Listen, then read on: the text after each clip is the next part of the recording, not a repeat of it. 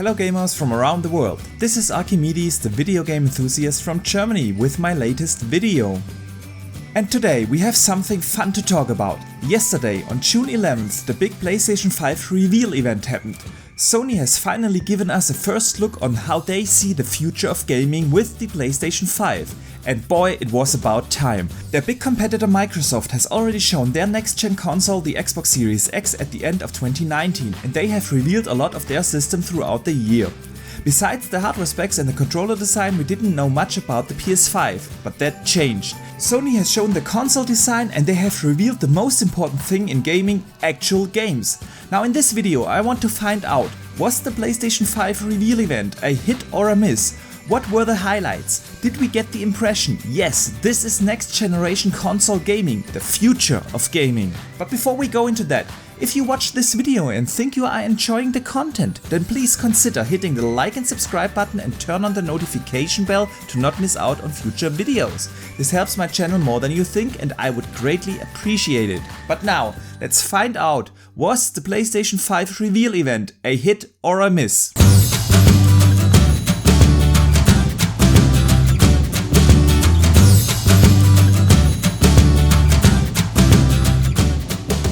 Let's start with some general thoughts on the event before we go into what was shown. Sony has definitely focused the event on games. There was very little talk of devs and Sony executives. Most of the games were shown in very well edited trailers to set the mood and or give an idea of the story and background of the game. And when they were done showing a trailer, we got, at least for most of the big games, gameplay. I can't shake the feeling that the gameplay was added on relative short notice, because the presentation of trailer and gameplay seemed very separately, kind of as a reaction to the Microsoft event in May. But hey, that's exactly what I want, that Sony and Microsoft learn from each other and show us what we gamers want. And we did see gameplay for quite a few games, not all of them, but some.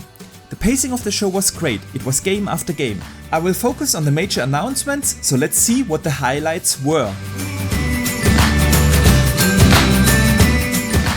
The show started with GTA 5. Well, when I saw the Rockstar logo, I was thinking GTA 6, but then it was just the announcement that the game that was actually released during the PS3 and Xbox 360 generation will also come to the PS5. But they didn't even show the PS5 version of the game, just the PS4 version. Seems strange to me to open your next-gen console reveal with that. So let's just forget about that and move on. The next game directly gave me goosebumps, Spider-Man. Well, technically not Spider-Man 2, but a spin-off called Miles Morales. But hey, given how awesome the first Spider-Man game from Insomniac was, I can't wait to play this one. Looks like pure fun. Then we got the announcement for Gran Turismo 7, and of course that looked gorgeous. A racing game is always a great way to show the graphical capabilities of a new console. During the trailer I noticed some cool reflections, maybe ray traced. Don't know if the actual gameplay had ray tracing, I will have to analyze that more in depth. So let's talk about the next game shown, Ratchet & Clank Rift Apart.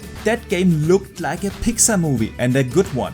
Awesome stuff. Ratchet & Clank is always fun to play and I'm really excited. They confirmed ray traced reflections on Clank, DualSense controller support, and of course the SSD allows fast travel through different levels. And to be frank, this was the only game that showed gameplay elements that are maybe not possible on today's console, cause it seemed to rely on the system having an SSD. And this was the only game that I have noticed that had impressive sound design, the 3D sound that Sony was advertising. So very good stuff here, but moving on. Then we got a teaser for a Square Enix game called Project Athia. We didn't learn much about it, except that it was a PlayStation exclusive. Now if that will be a timed exclusive remains to be seen, cause Square Enix also confirmed it comes to PC.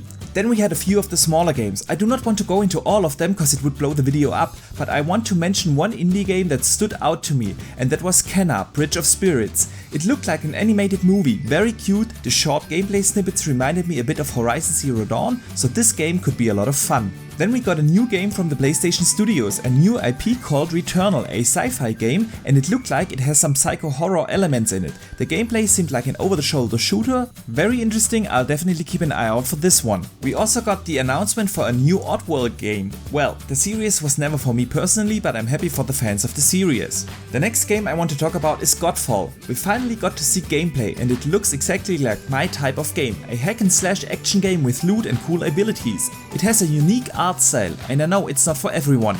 I liked the look, although I have to admit it didn't really look next gen. And what was weird, they didn't say exclusive anymore, but maybe I just missed that. Then we got the announcement for Hitman 3 and a game from Arcane Studios called Deathloop. If you are into those games, I recommend to check the trailers out. Another big announcement was Resident Evil 8. It looked really dark and gritty, exactly what I want from a Resident Evil game. It carries the title Village and reminded me a bit of Resident Evil 4, my favorite entry in the franchise. I hope they go back to a third-person over-the-shoulder perspective, cause I wasn't the biggest fan of the first-person view in Resident Evil 7. Then we got the announcement from Shuhei Yoshida for a Demon's Souls remaster from Bluepoint. It's cool that it's coming, but I would have loved to see gameplay. The next game I want to mention was a teaser for a game called Pragmata. It'll be a multiplayer game that looked interesting with some cool shots, but we didn't see what it actually was, but I'll keep an eye out for that. Well, and the last game shown was my personal highlight, Horizon Zero Dawn 2 Forbidden West. Wow, just wow, incredible. The first game was my personal favorite exclusive this gen from Sony, and seeing the drop-dead gorgeous world, the incredible details, the music, I got goosebumps. To be frank, this was the only game where the graphics looked next gen to me, but we get into that later. Unfortunately, we didn't get a release date. Let's hope it's not too far out, cause I want to dive back into the world of Aloy. Now with that, the game presentation was over and we got to see the actual console, and well, what can I say about the design? I like white tech, and the design looks good but not mind-blowing. Given how loud the PS4 is today, I sure hope they can ensure a good cooling of the system with that design, cause in the end I always prefer function over design in a console. What was interesting is that they are actually launching two SKUs, the regular PS5 and an all-digital console without a disc drive. I think this is great, cause I'm an all-digital guy, so I do prefer a cheaper console. They also showed some accessories like a headset, but they didn't tell anything in detail about them, but definitely interesting. And with that I want to wrap it up. What's my takeaway from the event? It was definitely a good show and we got some cool and fun looking games. That's the most important thing. However, I do have one criticism about the show. Sony advertised the whole show as the future of gaming. They emphasized in advance and during the show that they believe in true generations and actual leaps.